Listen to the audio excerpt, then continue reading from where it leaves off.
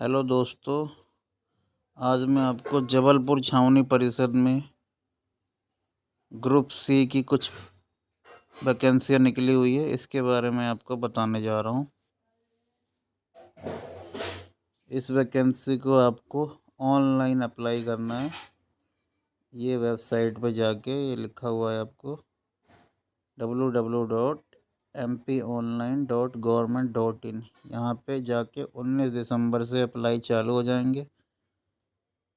तो वहाँ पे वेबसाइट पे विजिट करके आप ऑनलाइन इसके लिए अप्लाई कर सकते हैं। आइए देख लेते हैं क्या क्या वैकेंसी निकला हुआ है यहाँ पे। पहले नंबर की जो वैकेंसी वो है सैनिटरी इंस्पेक्टर के लिए।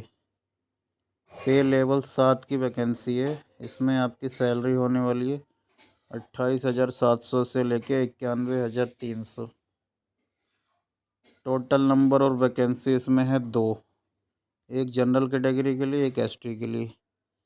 क्वालिफ़िकेशन क्या होना चाहिए? बीएससी तो होना ही चाहिए। इसके साथ ही डिप्लोमा भी होना चाहिए आपके पास सैनिटरी इंस्पेक्टर ट्रेनिंग कोर्स में। इस कैटेगरी में आपको डिप्लोमा भी होना चाहिए। अगली वैकेंसी है जूनियर क्लर्क के लिए। पे लेवल 6 की वैकेंसी है। इसमें जो सैलरी रहने वाली 25,300 से 80,500 के मध्य आपकी सैलरी होने वाली है। टोटल एक वैकेंसी है जनरल के लिए। इसके लिए क्वालिफ़िकेशन होनी चाहिए हायर सेकेंडरी 12th पास होना चाहिए और हिंदी और इंग्लिश टाइपिंग आनी चाहिए और कंप्यूटर की नॉलेज भी होनी चाहिए। डिप्लोमा होना चाहिए कंप्यूटर में, ये CCC में या डॉयक में। ये देख सकते हैं आप, कंप्यूटर का डिप्लोमा होना चाहिए किसी भी मान्यता प्राप्त संस्थान से।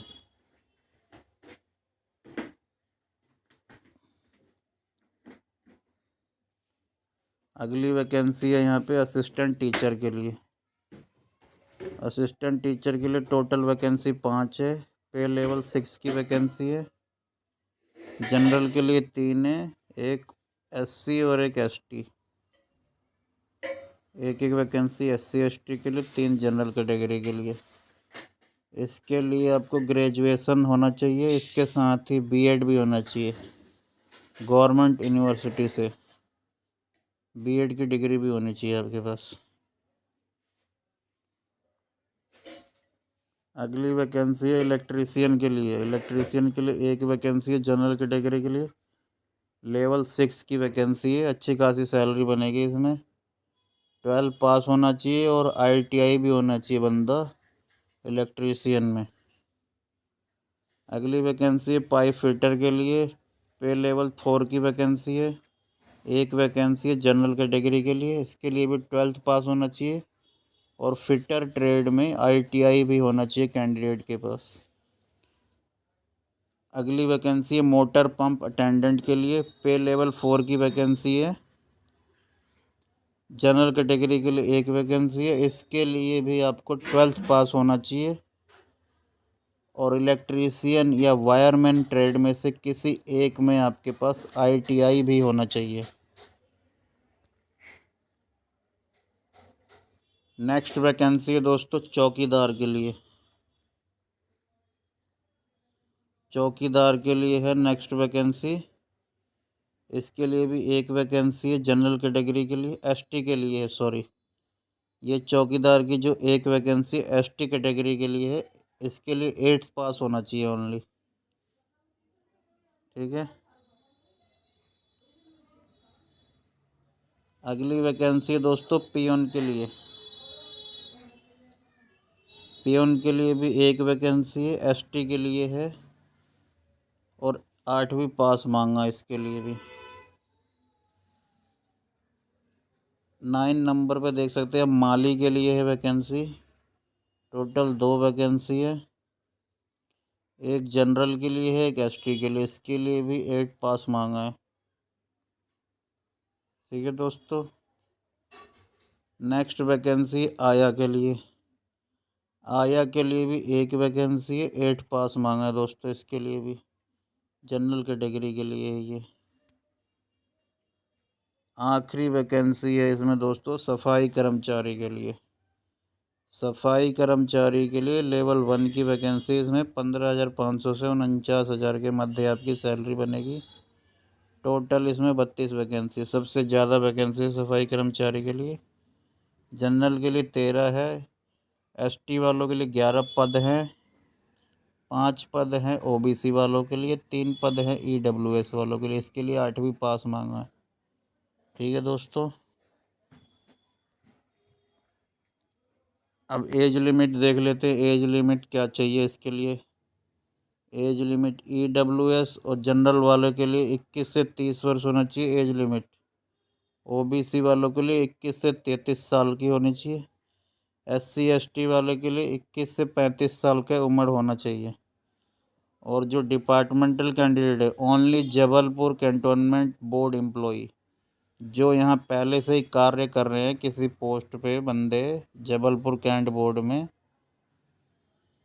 यदि वो जनरल कैटेगरी के हैं तो 40 वर्ष तक, ओबीसी हैं तो 43 ईयर्स तक, और अगर एससी एसटी हैं कैंडिडेट तो 45। ये डिपार्टमेंटल कैंडिडेट के लिए है एज लिमिट, ये ध्यान रखेंगे।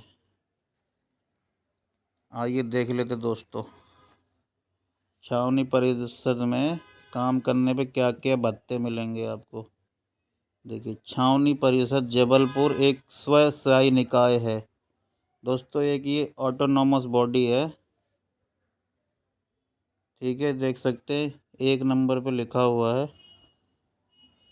स्वशासी निकाय होकर भी भारत सरकार रक्षा मंत्रालय के अधीन होकर छावनी परिषद कर्मचारियों की सेवाएं छावनी अधिनियम 2006 एवं छावनी परिषद कर्मचारी सेवा नियम 2021 के अंतर्गत संचालित होती है। दोस्तों ये एक्ट है छावनी परिषद कर्मचारी एक्ट रूल 2021, इसके अंतर्गत आपकी सेवाएं संचालित की जाएंगी। लेकिन वेतन व भत्ते मध्य प्रदेश राज्य सरकार के कर्मचारियों के अनुसार होकर तथा पेंशन केंद्रीय न्यू पेंशन स्कीम एनपीएस के नियमों के अधीन रहेगी। ठीक है दोस्तों, वेतन और भत्ते आपको मध्य प्रदेश सरकार तथा पेंशन केंद्रीय न्यूनतम पेंशन स्कीम के नियमों के अधीन रहेगी। सभी नियुक्तियां स्थायी होकर 2 वर्ष की परीक्षा अवधि पर होगी। दोस्तों 2 वर्ष का आपका प्रोफेशनल पीरियड रहेगा, उसके बाद आपकी जॉब पक्की हो जाएगी, परमानेंट हो जाएगी। 2 साल तक शुरू में आपको कच्चा नौकरी रहेगी। ठीक है,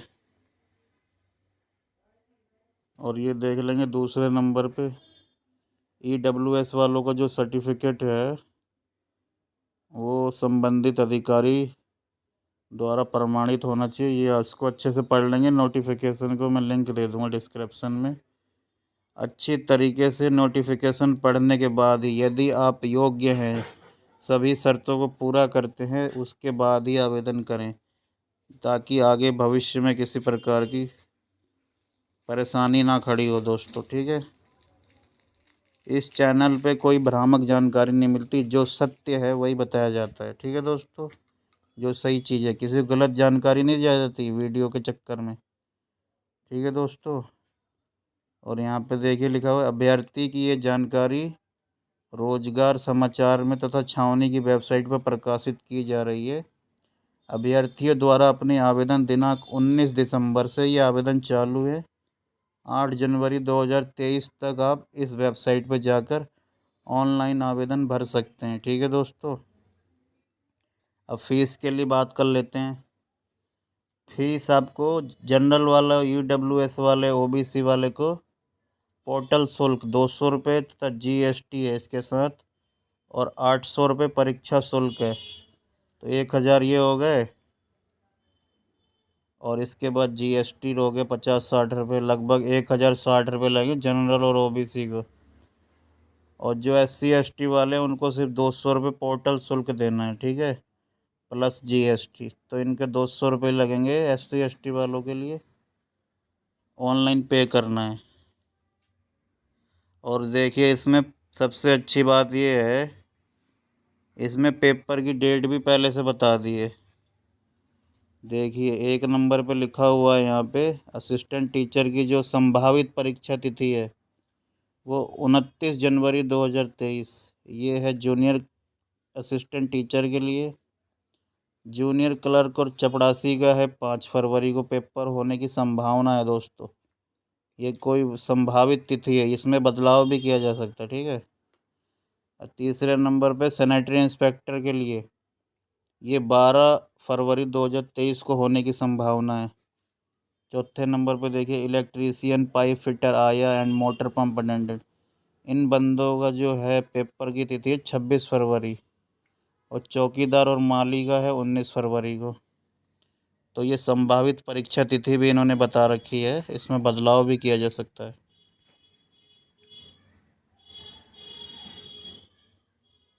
और दोस्तों सफाई वाला के लिए परीक्षा की तिथि बाद में बताई जाएगी, ये वेबसाइट पे बता दी जाएगी। इसे समय समय पर आप वेबसाइट का अवलोकन करते रहें।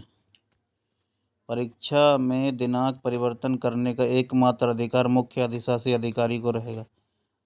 दोस्तों जो यहाँ के सीओ साहब हैं उनको परीक्षा की तिथि में बदलाव करने का अधिकार है उनके पास।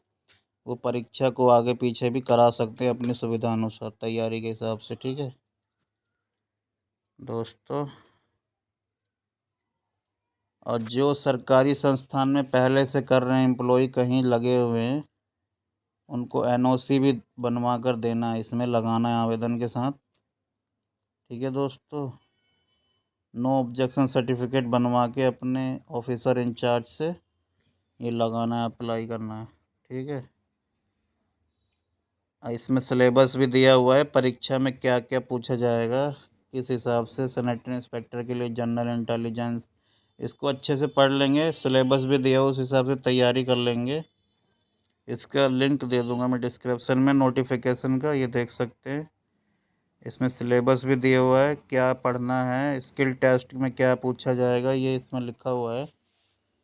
सफाई वाला में स्किल टेस्ट भी होगा और 100 नंबर का ये टेस्ट होगा इसमें, जनरल नॉलेज। इसको अच्छे से पढ़ लेंगे, नोटिफिकेशन का लिंक दे दूंगा। और ये देखिए लिखा हुआ है, प्रत्येक वर्ग में उल्लिखित प्रथम स्थान हेतु एक से अधिक अभ्यर्थी के समान अंक लाने वाले अभ्यर्थी जो उम्र में बड़ा होगा उसे वरीयता दी जाएगी।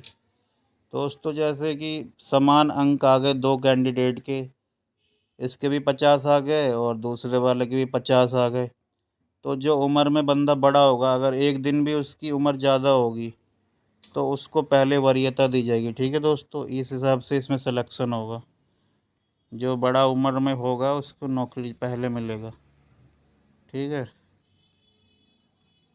अब इसको अच्छे से पढ़ लेंगे नोटिफिकेशन को, इसका लिंक दे दूंगा मैं पीडीएफ का डिस्क्रिप्शन में, ठीक है दोस्तों।